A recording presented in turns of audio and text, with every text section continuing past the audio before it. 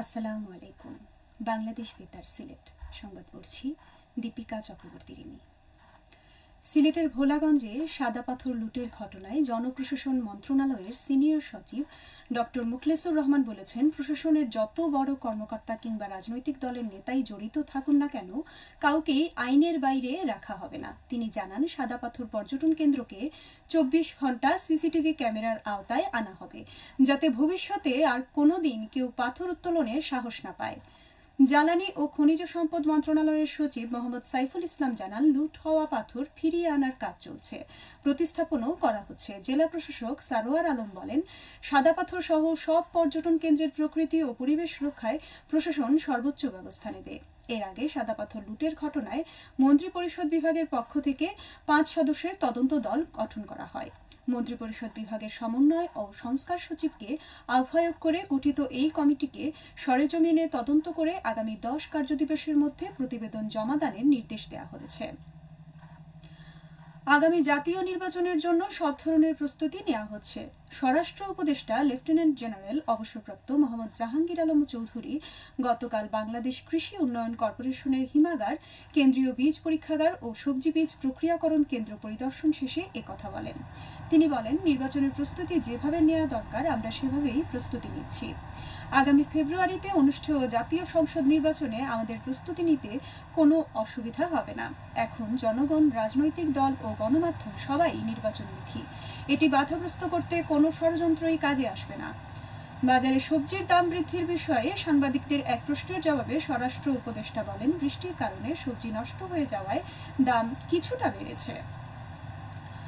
সিলেটের নবাগত জেলা প্রশাসক মোহাম্মদ সারোয়ার আলম বলেছেন, সিলেট একটি আধ্যাত্মিক ও প্রাকৃতিক সৌন্দর্যে ভরপুর পর্যটন নগরী। জাফলং, সাদা পাথর, লালাখাল সহ দেশের বিভিন্ন দর্শনীয় স্থান ও পর্যটকদের আকর্ষণ করছে। তাই শহরের সৌন্দর্য বৃদ্ধি ও পর্যটকদের স্বাগত জানাতে উদ্যোগ নেওয়া হচ্ছে। ওসমানী আন্তর্জাতিক বিমানবন্দর থেকে নগরীর প্রবেশপথের দুপাশে গাছ লাগিয়ে সৌন্দর্য বৃদ্ধির পরিকল্পনার কথা জানান জেলা প্রশাসক।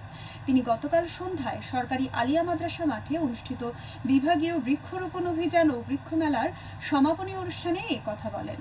অনুষ্ঠানে প্রধান অতিথি ছিলেন সিলেটের ভারপ্রাপ্ত বিভাগীয় কমিশনার দেবজিৎ সিংহ।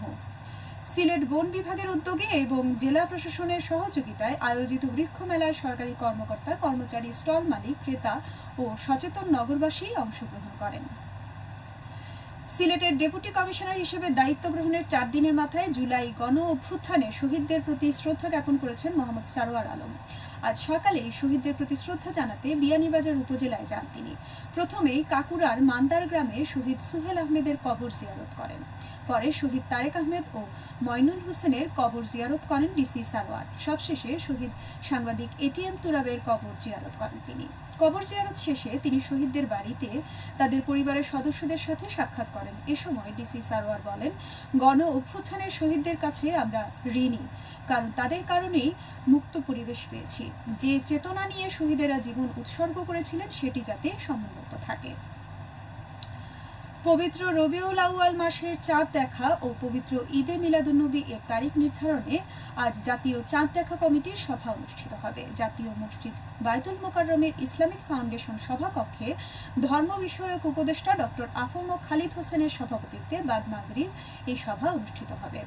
বাংলাদেশের আকাশে কোথাও পবিত্র রবিউল আউয়াল মাসের চাঁদ দেখা গেলে তা টেলিফোন ও ফ্যাক্সের মাধ্যমে অথবা সংশ্লিষ্ট জেলার জেলা প্রশাসক অথবা উপজেলা নির্বাহী অফিসারকে জানানোর জন্য ইসলামিক ফাউন্ডেশনের এক সংবাদ বিজ্ঞপ্তিতে বলা হয়েছে। টেলিফোন নম্বরগুলো হলো 02-223381725, 02-41050-912, 02-41050-916 ও 02-41050-917।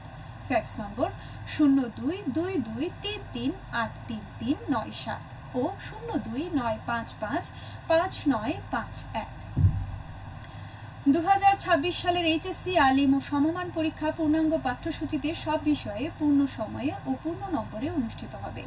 ওই বছরের মে জুন মাসে এই পরীক্ষা অনুষ্ঠিত হবে। জাতীয় শিক্ষাক্রম ও পাঠ্যপুস্তক বোর্ডের এ সংক্রান্ত একটি চিঠি গতকাল ঢাকা মাধ্যমিক ও উচ্চ মাধ্যমিক শিক্ষা বোর্ডের ওয়েবসাইটে প্রকাশ করা হয়েছে। চিঠিতে বলা হয়েছে 2024-25 শিক্ষাবর্ষে ভর্তিকৃত উচ্চ মাধ্যমিক স্তরের একাদশ শ্রেণীর শিক্ষার্থীদের শ্রেণী কার্যক্রম 2024 সালের আগস্টের দ্বিতীয় সপ্তাহ থেকে শুরু হয়েছে। এসব শিক্ষার্থী 2026 সালের মে জুন মাসে অনুষ্ঠেয় এইচএসসি আলিম ও সমমান পরীক্ষায় অংশ নেবেন। 2026 সালের এইচএসসি ও আলিম সমমান পরীক্ষায় জাতীয় শিক্ষাক্রম ও পাঠ্যপুস্তক বোর্ড কর্তৃক নির্ধারিত পূর্ণাঙ্গ পাঠ্যসূচি অনুযায়ী সব বিষয়ে পূর্ণ সময়ে ও পূর্ণ নম্বরে অনুষ্ঠিত হবে। সিলেটের কোম্পানিগঞ্জের সাদাপাথর পর্যটন কেন্দ্র থেকে লুট হওয়া সকল পাথর 3 দিনের মধ্যে ফেরত দিতে আলটিমেটাম দিয়েছেন সিলেটের অতিরিক্ত জেলা প্রশাসক সার্বিক পদ্মাসুন সিংহ।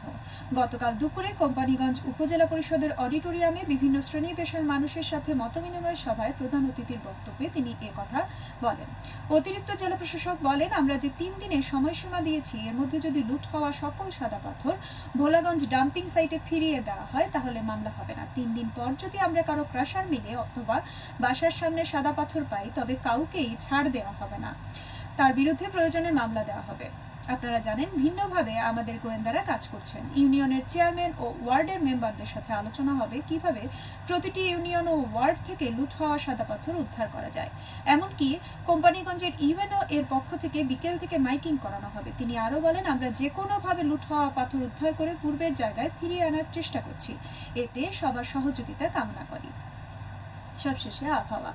সন্ধ্যা 6টা পর্যন্ত পূর্বাভাসে বলা হয়েছে সিলেট সহ পার্শ্ববর্তী এলাকায় আজ কোনো সতর্কবাণী নেই এবং কোনো সংকেতও দেখাতে হবে না। আজ সিলেটে সূর্যোদয় হয়েছে 5:31 এবং সূর্য অস্ত যাবে সন্ধ্যা 6:19। সংবাদ শেষ হলো। আমাদের পরবর্তী স্থানীয় সংবাদ প্রচারিত হবে বিকেল 4:30।